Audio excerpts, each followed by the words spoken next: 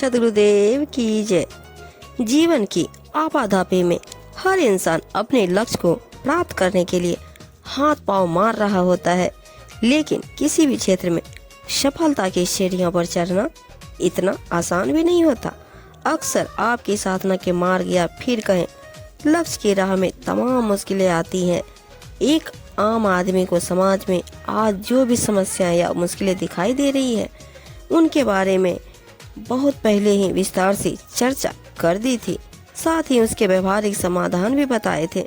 संत कबीर की दिव्यवाणी का प्रकाश आज भी हमें समस्याओं के अंधेरे से निकालकर समाधान के प्रकाश में ले जाती है।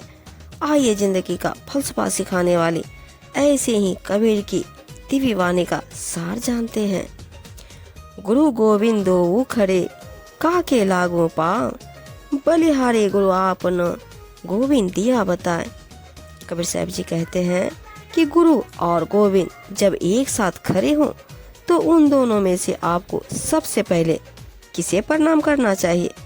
कबीर साहब के अनुसार सबसे पहले हमें अपने गुरु को प्रणाम करना चाहिए, क्योंकि उन्होंने ही गोविंद के पास जाने का मार्ग बताया है।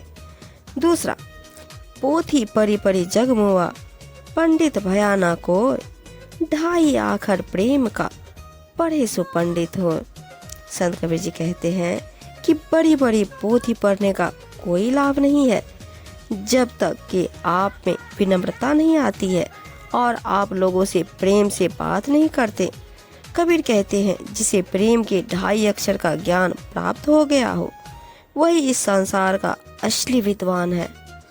तीसरा सूत्र, माला फेरत युग भया, फिरा ना मन का फेर, कर का मन का डारी दे, मन का फेर।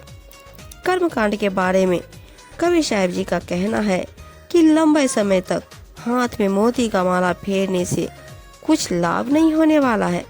इससे आपके मन के भाव शांत नहीं होंगे।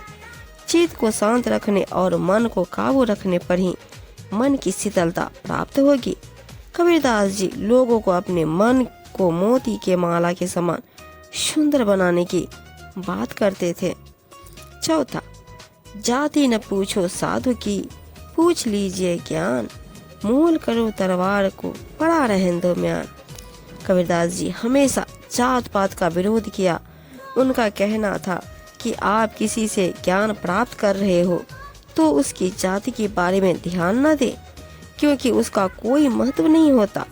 बिल्कुल वैसे ही जैसे तलवार का महत्व उसे ढकने वाले म्यान से ज्यादा होती है। और पांचवा सूत्र, जग में बैरी कोई नहीं, जो मन शीतल हो, या आपा तो डाल दे, दया करे सब कोई। कबीर मन की पवित्रता पर ज्यादा जोर देते हैं। वह कहते हैं कि यदि आपका मन साफ और शीतल है तो इस संसार में कोई भी मनुष्य आपका दुश्मन नहीं हो सकता। लेकिन अगर आप अपने अहंकार को नहीं छोड़ेंगे तो आपके बहुत से लोग दुश्मन बन जाएंगे।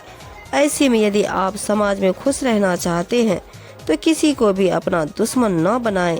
सभी से प्रेम पूर्वक व्यवहार कीजिए, सभी आपके दोस्त बनकर रहेंगे।